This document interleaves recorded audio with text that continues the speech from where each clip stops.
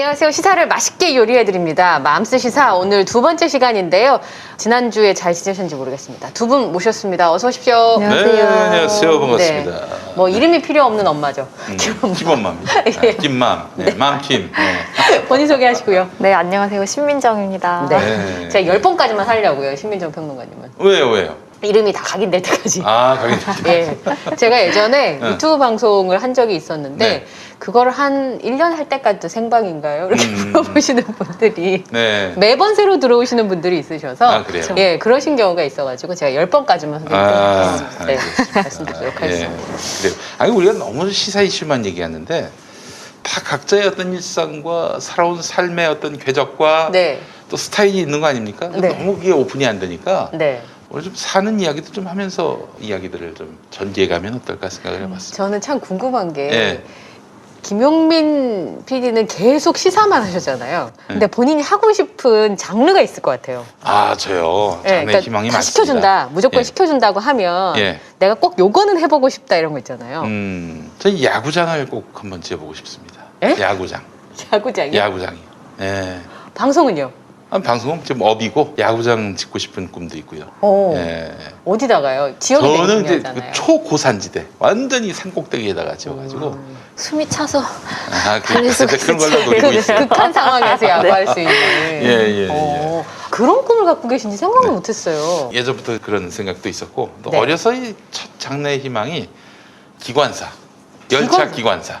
김용민 그런 거 어린이 하고 순수했네요. 아, 그래요. 정말 뭐든지 사회 인프라 구축에 어려서부터 눈이 떴던 사람입니다. 예. 개발성인데요. 아, 그래요? 이런 사람 정치 시키면 참 잘할 텐데. 아, 그러니까요. 나 정치 무대에는 한 번도 제대로 서보질 못했습니다. 예. 네. 선거 운동만 했었어요. 그래도 그 경험이 어딘가요? 아, 예. 그래요. 거기서 정말 인생의 모든 욕망을 다 만나봤습니다. 거기가 예. 이제 절정판이잖아요. 아, 그렇죠. 모든 네. 욕망이 다 모였습니다. 성욕 빼고 모든 욕망이 다 모였어요. 아니 근데 그때 경험 중에 너무 생경하고 너무 놀라운 경험이 많이 있었을 것 같아요. 네네. 네. 제가 여러 번 얘기했었는데 어느 날 후보 혼자 오래요. 갔더니 세상에 모였던 분들이 나 선거 운동할 때 굉장히 좀 아래로 훑어보고 티껍게 나왔던 사람들만 잔뜩 모여 있는 거야. 어머. 이 양반들이 왜 여기 모여 있나 봤더니 소개를 시켜주는데 누군가가 이분은 이제 2,000표라는 거예요. 난 성이 이씨고 이름이 1,000표인 줄 알았더니 그게- 이분한테 잘 보이면 2,000표가 모인다. 뭐 이런. 무슨 회장님이셨나 보다. 어딘지 모르지만. 그래서 내가 한 서너 명까지 이야기를 듣고 그다음부터 실소를 금치 못했습니다. 네. 선거운동을 할 필요가 없어. 여기 있는 분들만 잘 매수하면은 그냥 뭐 바로 당선이야. 당선이야. 굳이 노력할 필요가 없는. 그래서 야, 선거 때는 이런 브로커들이 활개를 치는구나. 참 정치는 아무나 하는 게 아니구나. 그 신인들이 들어가면 그 등살을 어떻게 버티겠습니까? 그러니까 떨어졌죠. 예. 기본적으로도 제가 이게 사교성이 많지 않습니다. 사교성이 있어 보이죠. 그런데 네. 그렇지 않습니다. 정말 사람과 사람과의 대화가 사실 부담스럽기도 하고 낮두시에 오늘 나를 너무너무 좋아하는 사람을 만나더라도 부담이 아침부터 조마조마한 마음이 생깁니다. 그 마음을 좀 아시나? 저는 알아요. 저는 낯가림도 되게 심한 편인데다가 사람들 사귀는 게 너무너무 부담스러워서 바깥 하루 나가면 하루를 집에 있어야 되는 집순이라가지고. 그래요. 네. 예. 저도 뭐 거의 그런 비슷한 밖에서 과입니다. 보시면 약간 거침없는 스타일이어가지고 아무도 그런 상상을 못 하실 것 같아요. 그러니까 이제 전혀 몰랐네요. 이런 사람들이 키보드 워리어입니다. 앞에서는 한마디도 못하다가 뒤에서는 막 이러고. 요즘 키보드 워리어 뜨는 분들 많이 계시던데. 네, 그렇습니다. 예. 우리나라 그 1세대 키보드 워리어 그리고 원로급 키보드 워리어 네. 진중권 아니에요? 아, 그렇죠. 네, 진중권. 네. 네, 이번 국내 주- 최고령 키보드 워리어. 네. 내일 모레 60. 은퇴하신다고 그러는 것 같던데, 키보드 워리어를. 아이고 개가 똥을 끊지. 보십시오. 네, 장담합니다. 석 달 안에 돌아옵니다. 석 달 안에 돌아온다고요? 석 달이 뭡니까? 서울시장 선거전 들어서면은 할 수 없이 다시 돌아왔다 이러면서 또 이럴 겁니다. 예. 요즘에 야권의 후보들이 진중권 교수를 만나는 게 약간 순서처럼 돼 있다면서요. 그래요? 네, 그래서 얼마 전에 나경원 씨요. 전 셀카가. 의원이 같이 예. 집에 가서 사진 찍고 저는 그런 투샷이 나올 거라고 상상을 해본 적이 그저 없습니다. 83학번인가 82학번인가 그래요 서울대법대. 네. 근데 거기 참 인물들이 많습니다. 82학번은 진짜 많죠. 그 조국 교수도 있고요. 예. 그다음에 이혜훈 의원도 있고. 김난도 교수. 예. 또 한 명 은수미. 거기- 은수미 시장. 은수미 동기야 시장. 동기. 그래요? 은수미 시장이 굉장히 젊어 보이죠. 네. 그래서 이제 사실 지난번 그 성남시장 선거 때 2018년에 인사드리러 갔는데 이게 지난번 시장 이재명 이제 도지사 이재명 시장에 비해서 너무 젊은 사람이 낫다 그러니까 어머니 저 이재명보다 한 살 많아요. 전에 선거할 때 왜 애니메이션 캐릭터 분장하고 춤도 추고 막 이래서 네, 그렇죠. 굉장히 젊은 분이라고 오해하실 수는 있죠. 네, 그런 슈퍼동안입니다. 은수미 시장. 네. 근데 실제로는 63년생 태어난 해는 같은데 학번은 빠른. 빨라서. 근데 어떻습니까? 저 이제 74년생인데 74년생 1월, 2월들이 3월 이후하고는 좀 달라요. 아니 그렇잖아요. 3월 이후부터는 말하자면은 그 태어난 세대하고 같이 학교 다니지만 앞서 1, 2월은 그 전년도 그렇죠. 태어난 3월 이후 태어난 사람들하고 같은 학년이잖아요. 네. 선후배, 형 누나, 언니 오빠가 됩니까? 아주 예민한 문제죠. 네? 대한민국에서 네. 예민해요. 그렇죠. 빠른 생일들 지금 키우는 아이들은 1, 2월도 다 같은 동네로 그렇죠. 맞아요. 이게 얘랑은 말이 잘 통해서 텄지만 얘랑은 절대 트고 싶지 않았는데 이렇게 트고 뭐 이렇게 터서 불쾌해서 관계가 상하고 하는 경우가 모두 다 있으실 것 같은데. 네. 그래요. 남자분들이 이렇게 만나면 서열 정리를 꼭 하시더라고요. 근데 이제 대학 들어와서는 또 재수한 사람들은 또 현역들하고 이제 같이 말을 그럼요. 듣고 예. 그러는데 이런 아주 재밌는 일화가 있습니다. 52년생 명계남, 네. 53년생 문성근, 네. 54년생 이창동 세 분의 대화를 제가 들었습니다. 근데 이창동 선생 54년이 52년 명계남 선생한테 개남아 이러는 거예요. 2살인데요? 그러니까 명계남 형님이 야 네가 어떻게 나한테 개남아라고 하느냐 라면서 발끈하셨어요. 근데 그때 이창동 감독이 야 너하고 성근이하고 말 트잖니. 나하고 성근이하고 말 터. 그러니까 우리 에브리바디 말을 터야 돼. 이런 아주 해괴한 논리를. 온 국민 이루어. 대한민국에서 벌어지는 진짜 재밌는 그렇죠. 일이에요. 또 저기 53년생 네. 문성근 형님하고 같은 53년생인 문재인 대통령이 대화를 나누셨는데 네. 같은 53년생이네요. 딱 그랬더니 문 대통령이 제가 빠른 오삼입니다. 중요한 문제군요. 짚어줄 건 짚어줘야 되네요. 짚어드려야 됩니다. 네, 진짜 놀라운 일입니다. 그런 일들이 있었습니다. 해가 바뀌니까 나이 먹는 얘기를 하게 되더라고요. 나도 모르게. 그래요. 그렇죠. 아유. 오시기 전에 제가 건강 관리 꼭 하시라고 말씀드렸어요. 네. 건강관리 왜? 네, 지난주에 우리 뭐였죠? 바디로직 제가 일주일간 입어봤는데 확실히 효과가 있더라고요. 컴퓨터 할 때 여기 이렇게 잡아당겨주는 느낌이 그래서 좀 효과를 봤어요. 저한테 그래서 가격이 조금 부담스럽긴 한데 그래도 너무 좋다고 하셔서 제가 그랬어요. 지금 가격이 문제가 아니다. 나를 먹으면 너무 이제 탈이 많이 나고 아이 낳고 나면 관리를 제대로 못하고 나면 진짜 마흔 넘어가면서부터 계속 심해지거든요. 그래서 돈을 아끼지 마라. 지금 투자를 해야 된다, 본인한테. 투자입니다.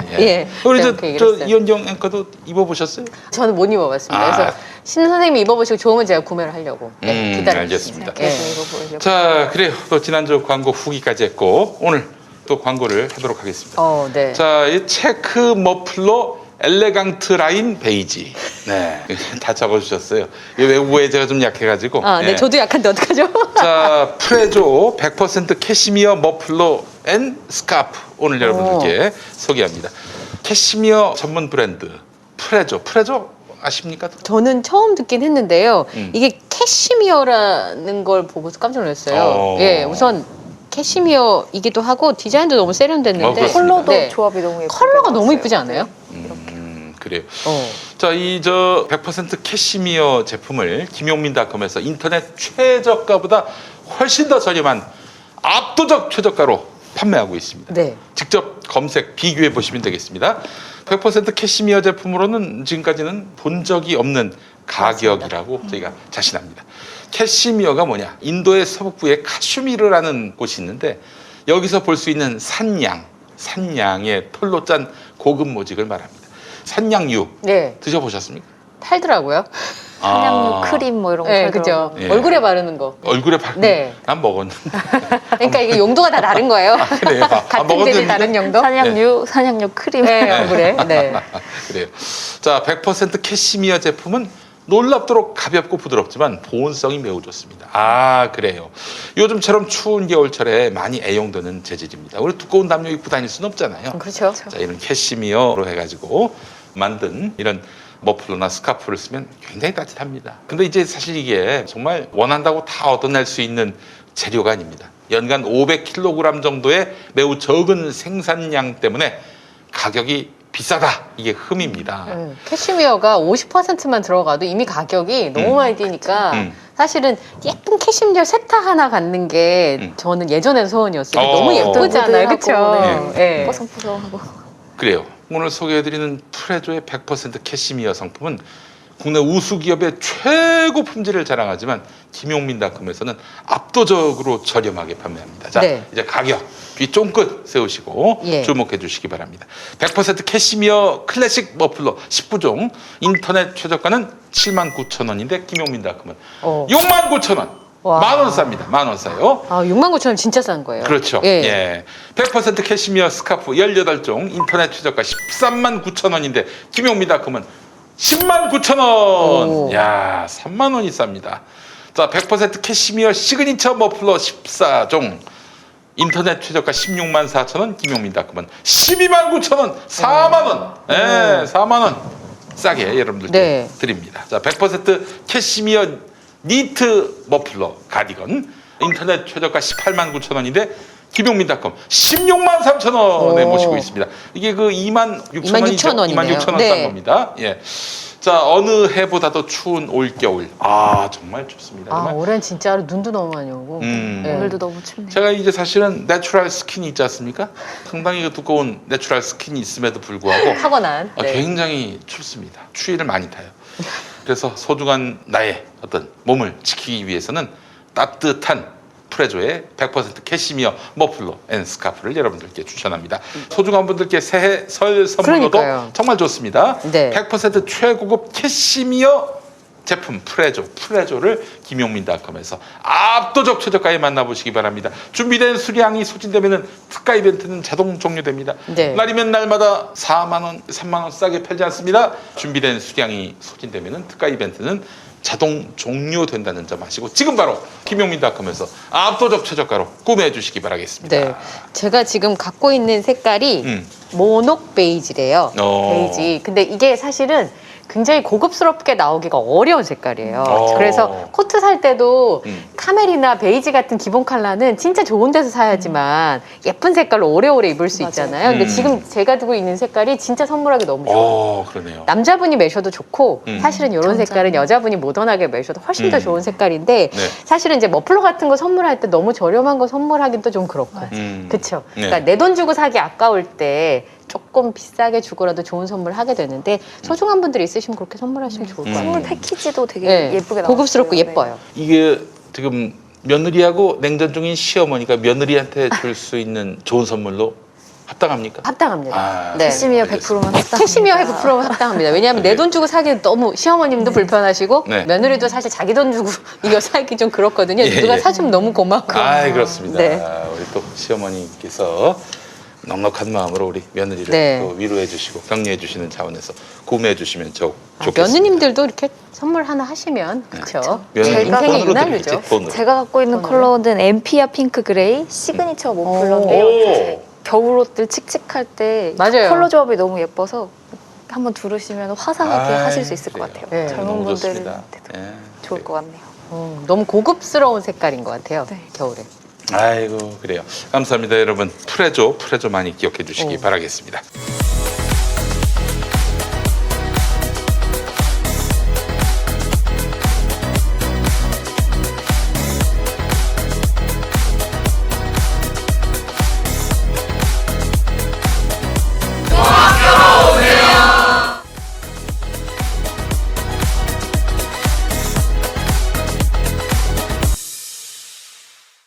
오늘 저희가 예. 방역 얘기를 좀 해봤으면 좋겠는데 최근에 사실은 저도 기독교 신자이기는 한데요. 참 이 문제를 어떻게 받아들여야 될지 모르겠는데 교회에서 이제 감염자 수가 많이 나오고 심지어 이제 상주에 있는 BTJ 열방센터 이런 데서는 아직까지도 지금 검사를 받지 않은 사람이 300명이 넘는다고 하더라고요. 다녀간 사람은 3,000명 가까이 된다 이렇게 집계가 되는 것 같아요. 근데 많은 분들이 왜 검사를 안 받을까? 그걸 제일 궁금해하시는 것 같아요. 네. 그렇죠.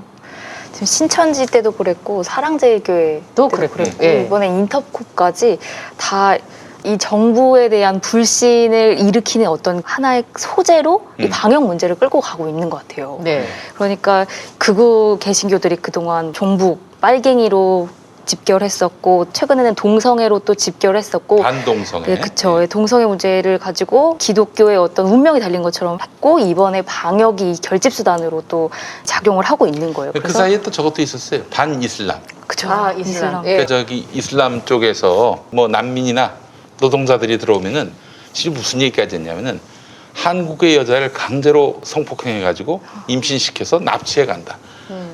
이런 정말 말도 안 되는 그런 주장을 펼쳤던 집단이 바로 보수 개신교 집단입니다. 이 혐오를 부추기기 위해서. 이 일반적인 시민들의 상식으로는 이거를 받아들일 수가 없는 이야기인데요. 보수 기독교인한테는 이게 먹힌다는 게 문제예요. 먹혀요. 그래서 지금 예배를 못 드리게 하는 것, 이 방역 지침은 지금 사탄의 음모다. 그래서 이 문재인 정권이 공산주의를 만들어서 우리나라를 중국처럼 만들려고 한다. 뭐 이런 식의 사고를 계속 부추기고 있어요. 그래서 어떤 일이 일어나냐면 지금 부산 세계로교회 같은 극우 개신교 교회 지금 1,000명씩 모여서 예배를 드리다가 결국에는 집합금지 명령이 내려졌는데 이걸 이행하는 운영 중단 기간에도 대면 예배를 강행해서 시설 폐쇄 결정이 내려졌거든요.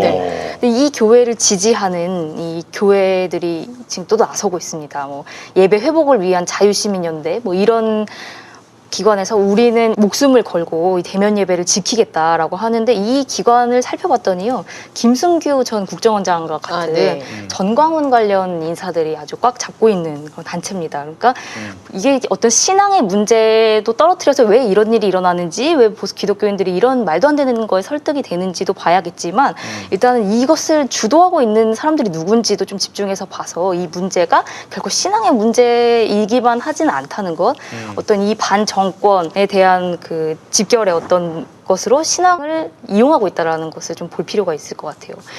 제가 궁금했던 것은 저도 기독교 신자로서 이 방역에 협조하지 않는 것이 종교 탄압이다. 라는 것에 선동에 흔들리는 교인들의 심리가 대체 뭘까를 많이 고민해봤거든요. 뭐 터무니없는 주장인데 왜 거기에 휘둘리나. 네. 아주 열심히 이 대면 예배를 주장하시는 분들 중에는 대면 예배를 고수하는 게 어떤 신앙을 지키기 위한 대투쟁이고 이것을 위해서 싸우는 게 어떤 순교다라는 착각에 빠지는 분들이 많아요. 이거는 이제 기독교 신앙에 대한 잘못된 이해에서부터 저는 비롯된다고 하는데요. 일단 제가 전도사로서 이 문제를 보면 대면 예배만 예배라는 주장은 솔직히 말하면 기독교 신앙하고는 맞지 않는 거라고 생각합니다. 모여서 예배를 해야만 그게 진짜 예배다. 무슨 온라인이든 뭐 이런 거는 예배라고 볼 수가 없다. 뭐 이런 이야기를 계속 펼치고 있어요. 물론 예배나 모임이 이 교회 공동체에 되게 중요한 역할을 하긴 하는데요. 더 중요한 거는 예배의 형태가 대면이냐 비대면이냐 온라인이냐가 아니라 어떤 마음으로 예배를 드리느냐가 제일 중요한 거거든요. 예를 들어서 이웃사랑 같은 거 안중에도 없는 우리 이명박 장로님 같은 분이 그런 믿음으로 대면 예배를 100번 드린다고 하더라도 그게 과연 예배일까? 그렇다면은 이 예배에 대한 제대로 된 이해가 좀 바탕이 된다면 이런 것들 극복해낼 수 있지 않을까라는 생각을 해봤어요. 예루살렘 성전에만 하나님이 계시고 거기서 드리는 것만 예배다라고 생각했던 게 유대교 전통이었다면 이 유대적 사고를 극복한 게 바로 예수님이거든요. 그러면 예루살렘이든 어디든 진실한 마음, 영성을 갖춰서 예배를 드린다면 그게 예배다라는 게 예수의 가르침이고 그게 이제 시대적 변화에 따라서 예배의 모양이 바뀌고 시대의 요구에 맞게끔 또 시대가 요청하는 것에 응답으로서의 어떤 대안적인 예배들이 계속 발전해오고 변화를 해온 거거든요. 그렇다면 지금 우리가 예배를 대면이 아니라 비대면, 뭐 온라인, 그리고 각종 모임들이 새로운 신선한 어떤 그 모임들의 형태가 나오고 있는 것은 대면 예배를 안 드리는 어떤 대안적인 것이거나 또는 잘못된 것이거나 예배가 아닌 것이 아니라 앞으로 이제 교회가 어떻게 이 사회에 응답해야 되고 교회 모임이 어떻게 바뀌어가는가에 대한 그런 어떤 지침들이 될 수 있을 거라고 저는 생각을 합니다. 실제로 예배 방식이 시대에 따라서 정말 상당히 많이 변해왔어요. 그리고 지금 뭐 이런 보수적인 교회들은 사실 개신교 전통 예전에 따라서 예배를 드리지도 않고 대부분의 예배 순서 생략하고 목사님 설교만 한 40분 하는 그런 식의 예배로. 빤스 교회는 6시간 동안에 설교를 무슨 내용을 갖고 원고를 갖고 설교하는 게 아니라 지 하고 싶은 얘기 다 하는 거야. 근데 그 성도들이 참 대단한 것 같아요. 요즘 교회에서 사실 40분 이상 설교하는 설교를 듣는 분들이 잘 없거든요. 근데 이제 그 교인들이 졸만하면은 막 욕을 한대. 귀가 확 박수 뜨이게. 치고. 거기 갔다 온 분 얘기가 그래요. 근데 저는 이런 어떤 예배에 대한 인식에 대해서 목사들이 모르지 않을 거란 말이죠. 목사들은 아주 잘 알고 있어요. 그럼에도 불구하고 대면 예배를 강조하고 성도들을 자극하는 이유가 뭔가 그거는 순수한 신앙의 문제가 아니라는 거죠. 어떤 인터뷰를 보니까 유무형적 손해가 엄청나다라고 했는데 이건 전 기업가가 하는 말인 줄 알았어요.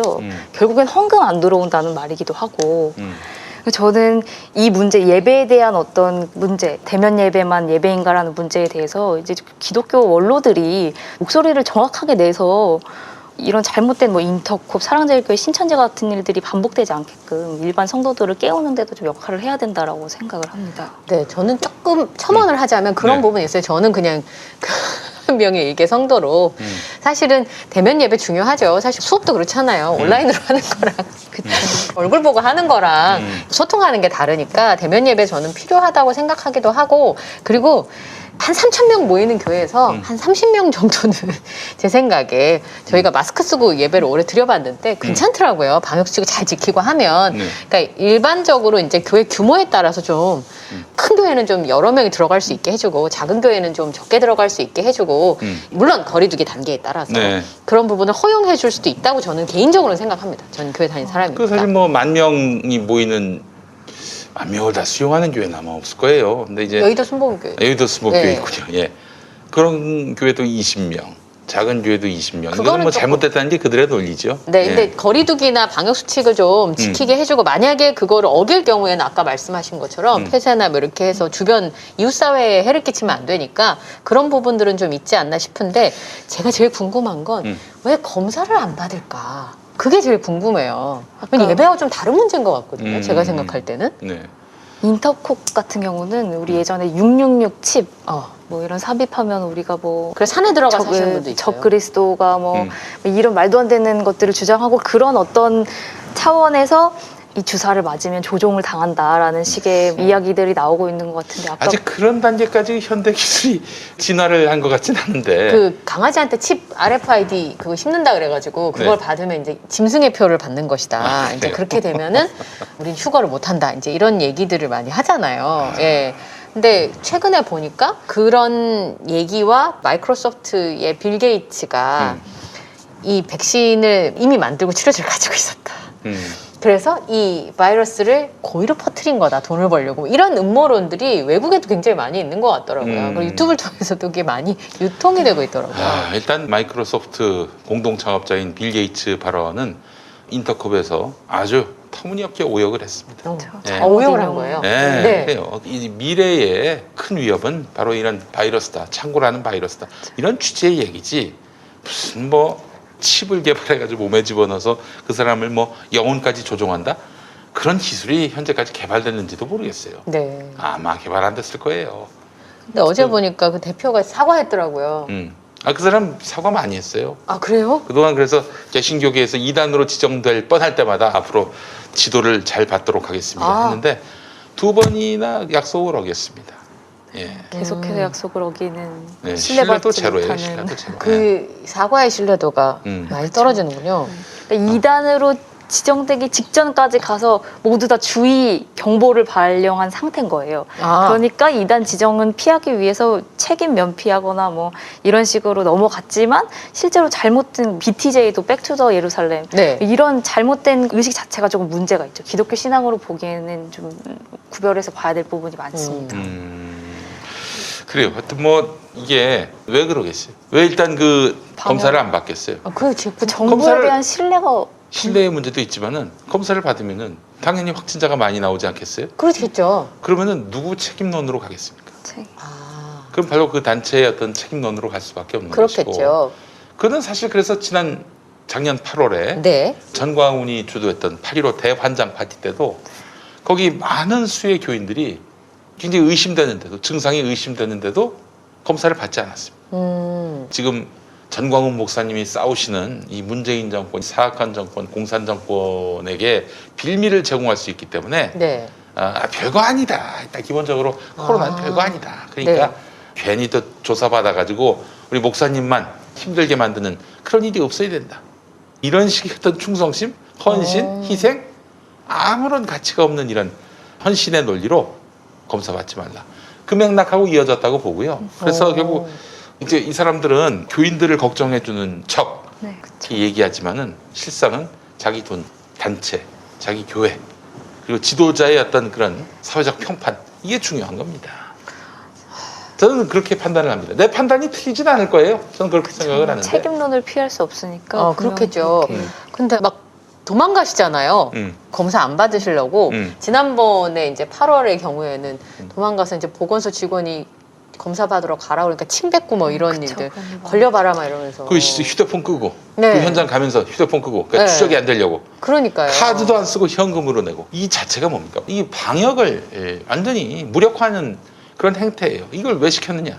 이 교인들한테는 그렇게 하는 것이 애국이요 신앙이다라고 주입을 시키고 있고 이 지도자는 책임질 수 없는 이런 상황을 만든 지도자들은 자기 책임론에서 회피하려고 아주 정말 사악하게 이를 데가 없습니다. 근데 대표들은 다 검사 받았다면서요. 인터콥의 최바울 대표 2번이나 저 코로나 절대 검사 위험을 받아서 음성 감수하지 받았다고. 않습니다. 그러니까 그렇게 되면 거기에 몸담고 있는 분들만 피해를 받는 게 아닌가 저는 그런 생각이 좀 들더라고요. 네. 사실 서울에는 큰 교회들이 많잖아요. 네. 근데 서울의 큰 교회들 대충 다 비대면 예배를 다 아니, 하고 그럼 있잖아요. 당연하지. 예. 온라인 예배를 되게 신경 써서 많은 네. 프로그램들을 만들고 있더라고요. 맞아요. 네. 그리고 어린이 예배도 네. 이렇게 큰 교회에서는 아이들이 좀 볼 수 있도록 그렇게 하고 저희는 되게 조그만 교회이긴 한데 젊은 청년들이 이제 아이들 위해서 이렇게 설교도 유치원 선생님들이 한 10분, 15분 이렇게 하시고 좀 보고 싶기는 한데 뭐 백신 접종 끝나고 나면 볼 수 있겠지 이제 저희들은 그렇게 기대를 하고 있어요. 우리 저 벙커원 교회는 네. 그 정도가 아닙니다. 그럼 뭐요? 순서를 맡은 사람들이 각자 집에서 다 촬영을 해가지고 파일을 다 보내오면은 묶어가지고 그렇게 아, 네. 예배를 만들어요. 오. 그러니까 만날 일이 없어. 자기 방에서 하면 되니까. 네. 연세 만나시는 거예요, 두 분? 그런데 그렇죠. 청년들하고 이번 주 줌 모임을 했거든요. 네. 줌으로. 그 모임이 결코 가볍다고 못 하겠어요. 서로 너무 그리워하다 만났고 그리고 네. 이걸 좀 고정적으로 진행을 해보자라는 그런 의견들이 나와서 이제 서로 이야기 나누고 할 수 있는 프로그램들을 서로 아이디어 내서 진행해보고 있는데 대면 예배와는 또 다른 감동이 맞아요. 있어요. 그럼. 네, 그런 부분들이 있더라고요. 저희도 줌으로 목적 모임 하는데. 네. 그 그리움이 또 쌓이면서 또 더 우애가 커지게 되고 그래서 어찌 보면은 이게 신앙에 역행한다라고도 자꾸 얘기를 하는데 전혀 근거 없는 얘기고요. 그리고 자꾸 이렇게 목사들이 이렇게 모이는 예배를 하는 근본적인 이유가 뭐겠습니까? 이게 뭐니 해도 이거지 이거. 요거. 그런 이유가 모여야 사람들이 그렇죠. 간 김에 또 헌금을 쏘게 되니까 안 오면 안 쏠 것 같으니까. 아니 그렇지 않습니다. 저희 교회도 작은 교회지만은 사실은 코로나 이후로 뭐 쓸 돈이 많이 없어져서 그런 건지는 모르겠습니다만은 2월금까지 생겼다니까. 오. 2월금 생겨가지고 다 사회에 기부했죠. 그러니까 지금 흔들린다고 하면서 이제 대면 예배를 계속 강조하는 교회들은 그동안 교인들을 어떻게 신앙교육 해왔냐면 교회 나오고 교회 나와서 헌금을 내는 것만이 신앙생활인 것 마냥 그렇게 교육을 해왔던 거예요. 네. 그러니까 이 사람들이 진짜는 뭐 예수님의 제자를 만든다거나 어떤 참 인간을 만드는데 그 목적이 있었던 게 아니라 그냥 교인. 그래서 신앙생활을 통해서 이 사람들의 생활을 뭐 규율하고 통제해서 자기들의 어떤 주머니를 다 그렇진 않겠지만 민주 시민으로서는 어떻게 사고해야 되는지 사회적인 이슈들에 대해서 신앙의 차원에서 어떻게 고민해야 되는지 이런 연습은 전혀 시키지 않고 그저 교회 안에만 가둬둬서 상식적인 다른 사람들과 소통이 안 되게끔 그동안 교회 교육이 이루어졌던 거죠. 그러니까 이런 사람들은 비대면 상황이 너무나 익숙치 않은 거예요. 이런 상황에서 신앙을 지킬 수가 없는 거죠. 왜냐면 교회에 가서 부딪히고 뭔가 돈 내고 이래야 신앙생활인 것 같은데 사실 기독교 신앙이 교제에도 있지만 자기 신앙을 아주 철저하게 돌아보는 지점도 필요하거든요. 그럼요. 그러니까 그런 연습이 안 된 사람들은 위기일 수 있죠. 그 목사들이 이렇게 모여서 예배해야 된다라고 막 주장하는 목사들 이야기를 잘 새겨 들으면은요 반드시 그들이 하는 얘기가 있습니다. 교인들이 장기간 비대면 예배가 이어지면은 교회를 떠난다. 교인 수가 줄어든다. 이런 말을 반드시 합니다. 네, 반토막 났다 그러더라고요. 예, 빠짐없이 그 얘기를 해요. 왜 그런 얘기가 나오겠어요? 일단 첫 번째로 평소에 교회를 굉장히 부실하게 교인들을 말하자면 목양을 해왔다. 이렇게 평가할 수 있는 것이고요. 그러니까 이런 위기 때 때는 이때다 하고 탈출한 교인들이 많다는 얘기 아닙니까? 두 번째, 그리고 교인들은 관리 대상이다. 이들은 언제든 떠날 수 있다. 그렇기 때문에 이들을 붙잡아야 한다.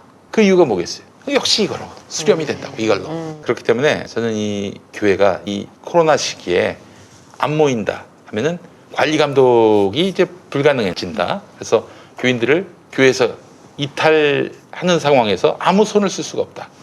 이런 굉장한 공포심을 갖고 있다는 얘기입니다.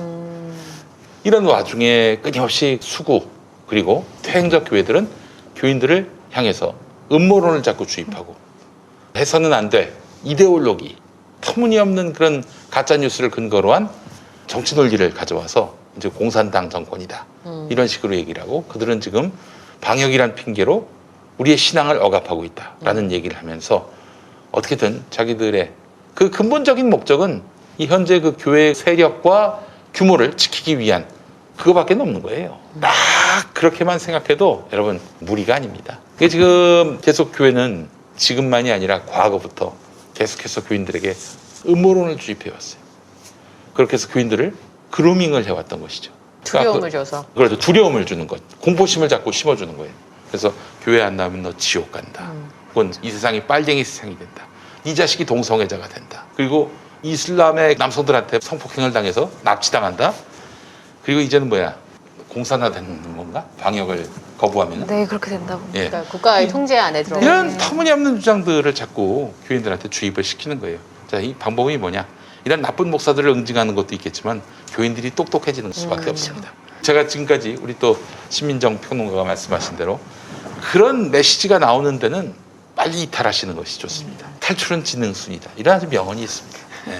지금 이 코로나19 상황에서도 고통받는 이웃들이 되게 많거든요. 더 많은 것 같아요. 저는. 그렇죠. 가장 극빈층이 제일 힘들고. 더 많은 고통을 네. 받고 있어요. 그러면 교회가 우리의 신앙을 지키기 위해서 모이겠다라고 목소리를 높이는 게 아니라 우리의 신앙을 지키기 위해서 고통받는 이웃들과 함께하는 목소리를 내는 게 기독교 신앙의 참 모습이 아닐까 저는 생각을 해봤습니다. 대면 예배에 대한 성명서만 나오는 게 저는 무지 부끄럽고 슬퍼요. 안 모여도 예배입니다. 아니 솔직히 예수님이 지금 없으면 모든 게 다 비대면 예배 아닙니까? 그렇잖아요. 예수님이 있어야 대면 예배 아닙니까? 예? 마음속에. 예, 그런 네. 생각이 듭니다. 아니 그나저나 코로나 얘기가 나온 김에 어떻게 백신이 나오면 맞으실 생각들이 있어요? 근데 순서 돌아오면 맞아야죠. 온라인으로 예약할 수 있다고 하더라고요. 그래요? 네. 고를 수는 없어도 온라인으로 백신을 고를 예약해서 수는 날짜를 없지만. 받을 수 있는데 뭐 여기 있는 세 사람은 7월 넘어가야 순서 돌아올 것 같은데요. 아 그래요? 네. 한번 저 갔다 왔는데도 아니 갔다 오셨어도 연령대로 만든 거 아닌가요? 저 아, 그렇게 위험 고령도 아니시고 예. 예, 저는 접종 대상은 위험도가 아니시고. 높으신 분도 아, 아니시고 또 게다가 또 갔다 왔으니까 또 집단 나름대로 또 면역에 기여하시는 그러니까요. 전파력이 많이 떨어집니다. 아. 예, 그래서 면역이 있다고 말할 수는 없겠지만 남들보다는 있어요. 그래도. 아, 예. 네, 그리고 뭐 의료진도 아니시고 그러니까 순서에 다 빠지셔가지고 뭐 한 7월에서 9월 사이에 처음 맞고 또 한 번 더 맞고 하면 11월쯤 되면 집단 면역이 만들어진다. 뭐 이렇게 정은경 질병관리청장이 예상을 하더라고요. 네. 근데 의외로 백신을 안 맞겠다 하시는 분들도 꽤 많이 있으신 것 같아요. 아, 못 믿어서 그런 거예요? 외국에서 이제 누가 사망했다 그렇죠. 이런 소식이 화이자 있으니까 문제 이렇게 사실은 됐을 때. 그런 부분들에 대해서 엄마들은 좀 우려할 수밖에 없죠. 특히나 아이들 아이들. 경우는 지금 어떻게 해야 될지 모르겠어요. 이전 사례가 많이 없기 때문에 엄마 입장에서 불안할 수 그렇죠. 있는 우리나라가 2월에 이후로 맞게 된 것은 전 차라리 잘 되는 거라고 생각을 하거든요.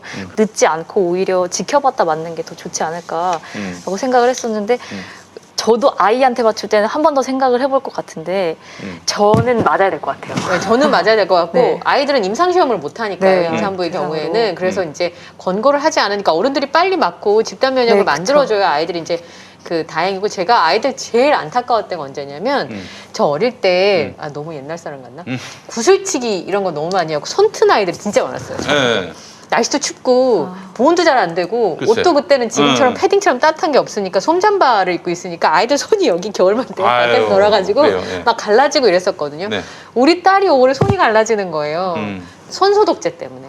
너무 많이 해가지고. 너무 아이들이 그 엄마들이 잘 닦아야 된다고 교육을 너무 철저하게 시켜서 아이들이 마스크도 너무 많이 쓰고 그다음에 2시간에 한 번씩 손을 닦고 근데 핸드크림 같은 거 잘 못 바르잖아요 아이들은. 그러니까 이 손이 다 갈라져서 아이들이 피가 나고 이런 거예요. 그래서 이게 무슨 일인가. 저는 너무 놀랍다는 생각도 들고 좀 불쌍하기도 하고 요즘 아이들이 그런 생각이 좀 들더라고요. 돌쟁이들 마스크 쓰고 울고 엄마는 싸우고 하는 거 보면 너무 맞습니다. 가슴 아파요. 네, 아이들 그거 왜 쓰는지 이해도 못 하는데. 저 애기들은 너무 힘들어하니까. 네.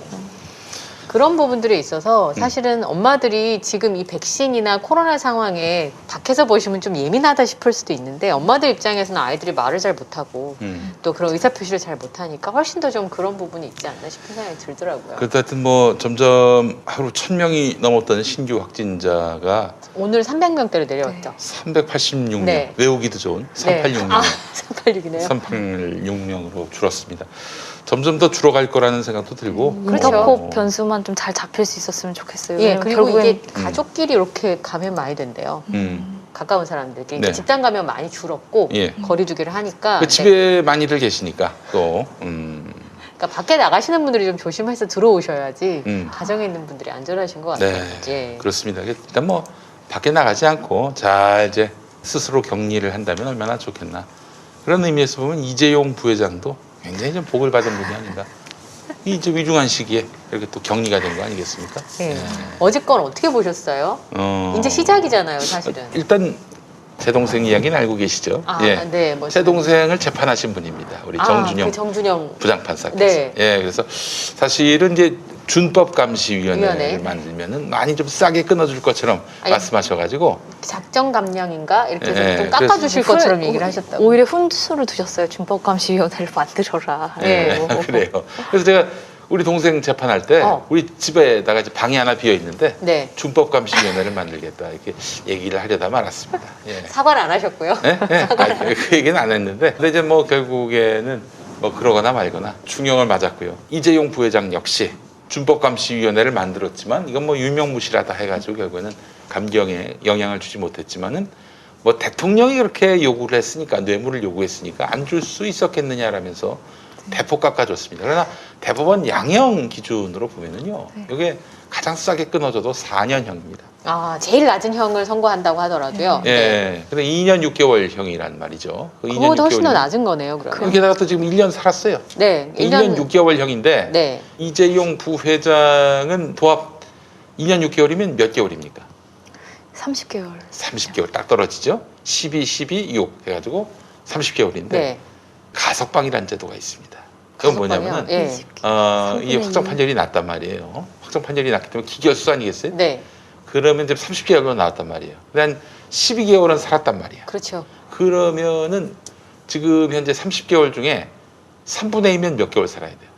3분의 2면은 20개월을 살아야 20개월. 되는데 1년 그럼 지금 정도 살 20개월 중에 12개월을 채웠고 네. 7, 8개월. 8개월만 더 살면은 이제 20개월 된단 말이죠. 네. 20개월이 되면 가석방 요건이 됩니다. 그는 검사도 판사도 아닌 교도소장, 예. 구치소장이 추천하면은 나올 수 가석방이 있어요? 됩니다.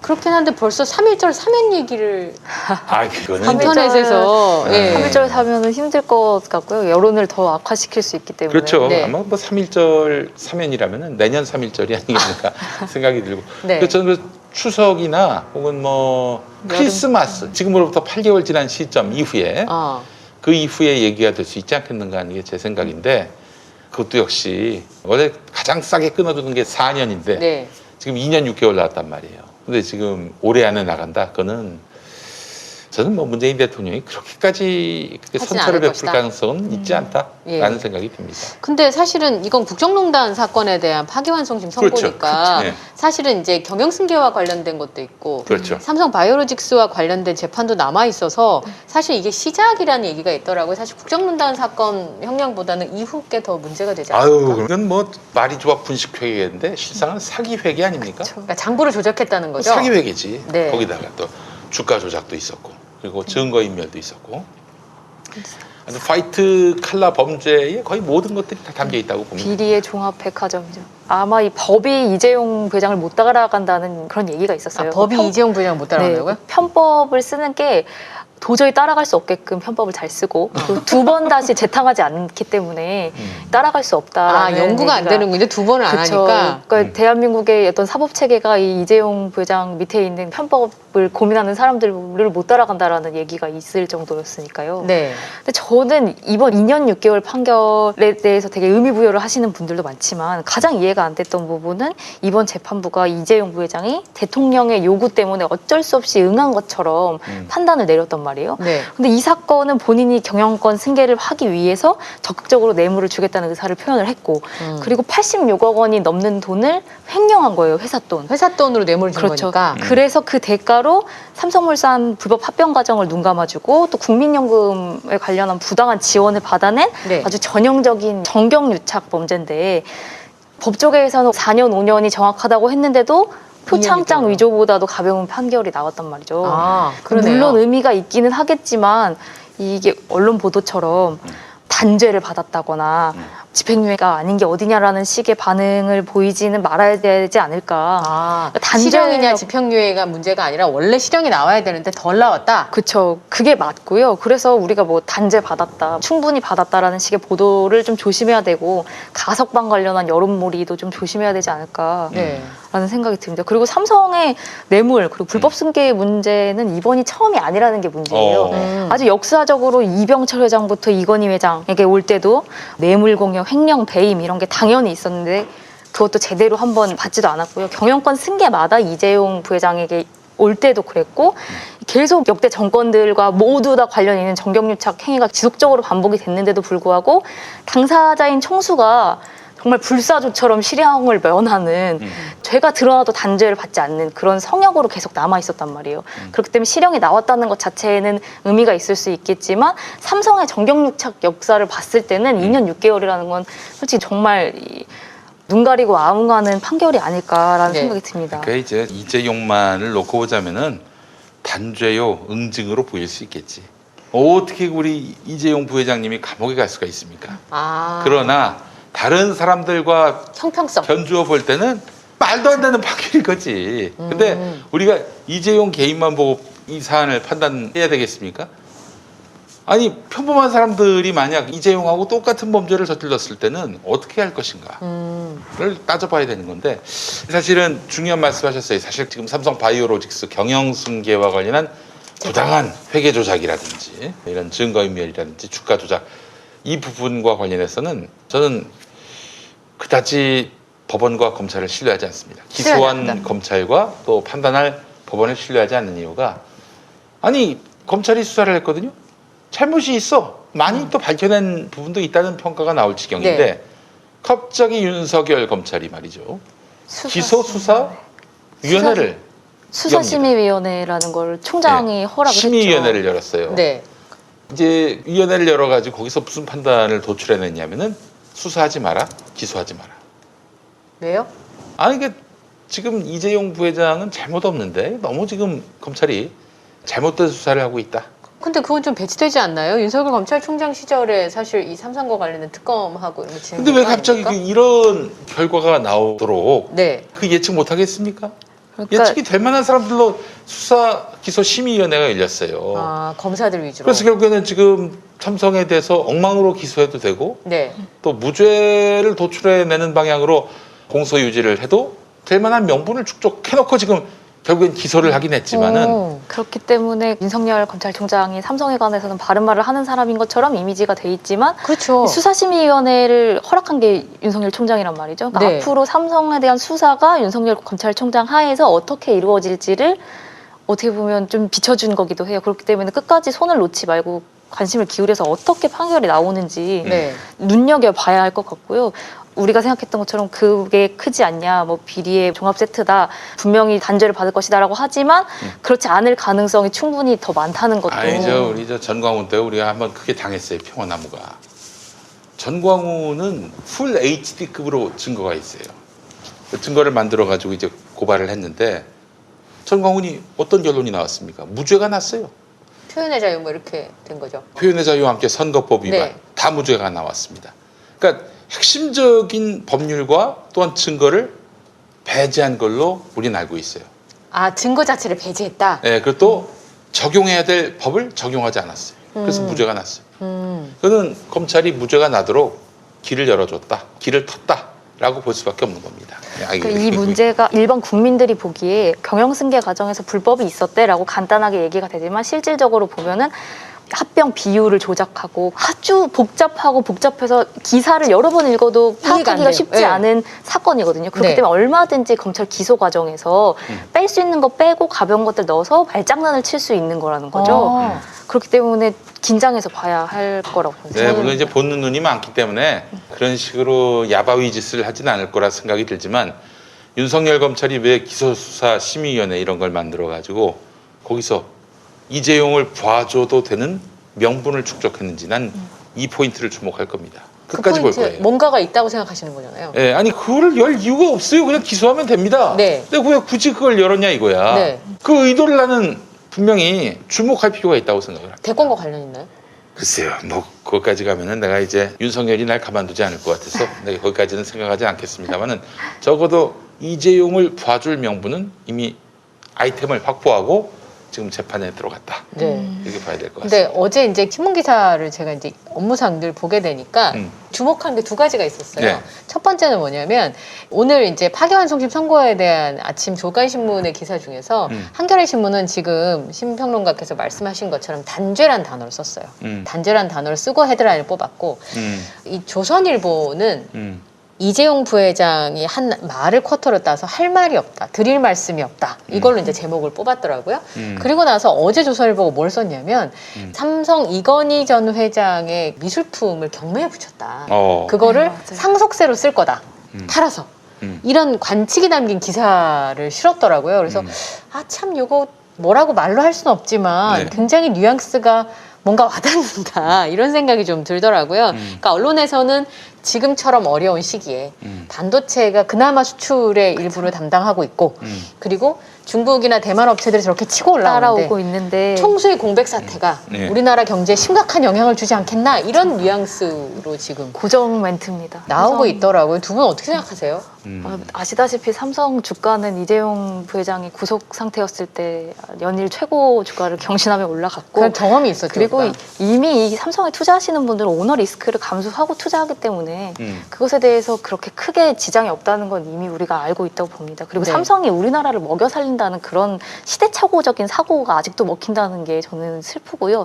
정경유착의 고리를 끊는 거는 뭐와 연결되냐면 촛불혁명의 완성이 아닐까. 그러니까 재벌 총수에게 일반 시민하고 다른 특별한 법리가 적용된다는 것을 허용할 수 없다.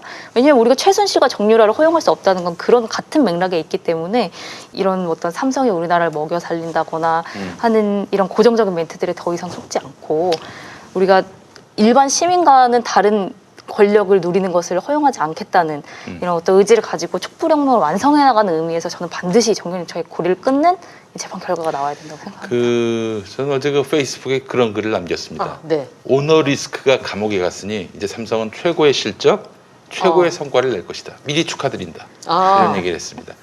아니 삼성은요 회장이 있어서 부회장이 있어서 좋은 적이 없었습니다. 그리고 제가 전에 그 필름들을 한번 쭉 찾아봤는데 아 김대중 대통령께서 1998년 1월에 네. TV 토론 기억하시죠? 국민과의 대화. 네. IMF 직후에 당선 직후에 일요일 밤에 했었던 그 국민과의 대화였는데 거기서 하신 말씀 중에 마음을 적시는 한 부분이 있었습니다. 뭐라고 얘기하셨냐면은 이 민주주의가 있었다면 이 외환위기를 막을 수가 있었다. 왜냐? 이 정경유착 때문에 이 민주주의가 후퇴했다. 그러니까 정경유착은 민주주의가 없었기 때문에 가능했던 것이죠. 민주주의가 살아있다면 정경유착은 존재할 수가 없었다. 또한 외환위기가 올 수가 없었다. 이런 말인데 재미있는 일화가 있습니다. 1992년에 정주영 회장이 네. 통일국민당이라고 맞아요. 당을 네. 만들었어요. 예. 네, 이주일 씨가 거기 또 출마하기도 하고 그랬죠. 기억나실 겁니다. 정주영 회장이 왜 출마를 했느냐. 내가 그동안 역대 정권 무슨 맞아. 저기 명절 때마다 그 어마어마한 돈을 갖다 바쳤는데 헌금을 주다. 했는데 따지고 보니까 계산기를 두들겨 보니까 내가 정치를 해가지고 대통령 되면 더 싸게 먹힌다는 거야. 그래서 자기가 이 정말 불의했던 정경유착의 고리를 끊기 위해서 대통령에 나오게 됐다. 얘기를 하면서 청경유착을 끊겠다고 나왔는데 모든 현대 직원들을 다 통일국민당 당원으로 가입시키고 현대 조직, 현대 인프라를 갖고 선거운동을 했던 거예요. 네. 그 정경유착은 괜찮냐 이거야. 그렇죠. 삼성에서 일하는 분들을 우리가 인재라고 많이 부르잖아요. 네. 근데 그 인재들이 뭘 하고 있냐면 검찰이나 사법부들을 삼성맨으로 만들려고 돈 쓰고 그런 편법 관련한 공부시키고 뇌물 주고 회유하고 하는데 엄청난 에너지를 삼성이 쓰고 있거든요. 그것만 제대로 된 기업 운영으로 돌린다고 하더라도 삼성은 지금보다 더 나은 기업이 될 거라고 봅니다. 삼성을 그래. 위해서도 그렇게 걱정하시는 정경련이나 이런 분들에게도 해드리고 싶은 말은 네. 오너 리스크가 오히려 더 크다. 이분이 없으셔야 앞으로 삼성전자는 오너 리스크가 사라졌기 때문에 더 잘 나갈 것이다. 문제가 없을 거라고 봅니다. 예. 네, 알겠습니다. 그러니까 우리의 개혁이라고 하는 것은 촛불혁명이라고 하는 건 딴 게 아니에요. 우리 사회에 층위별로 있었던 이런 권력자들을 다 그냥 수평적인 한 층 위에 같이 서도록. 그래서 모두가 법 아래에 동등한 시민으로 거듭나는 거지. 누구를 불이익 주고 누구를 뭐 시장에서 쫓아내고 불이익을 주고 그게 아니거든요. 모두가 다 평등한 자리에 서자. 이게 바로 촛불혁명의 정신이라고 생각을 하고 촛불혁명을 주도했다 하더라도 이 정신에 역행한다면 그 사람은 적폐죠. 예. 그렇죠. 우리가 적폐가 되지 않기 위해서. 그래서 촛불혁명의 한 주역으로서 그 역할을 다할 수 있도록 했으면 좋겠다. 네. 그 말씀 드리고 싶습니다. 예. 근데 유난히 삼성이라고 하는 재벌에 대해서 다른 기업들에 비해서 좀 더 관대한 측면이 심리적으로 좀 있지 않나 언론에서 그런 그렇게 생각이- 만들어 왔죠. 예. 네. 삼성이 만들어온 이미지이기도 하죠. 삼성이 네, 우리나라를 그래서 먹여 살리는 것처럼. 네. 실제로 근데 그런가요? 그렇지 않은 면이 더 많다고 보는데 물론 뭐 경제 개발에 기여한 면이 있지만 그런 식으로 기여하지 않았더라면 더 건강한 IMF 같은 것 없는 더 건강한 경제 상황이 생겼을 수도 있다고 저는 봅니다. 네, 앞으로 알겠습니다. 그래야 하고요. 김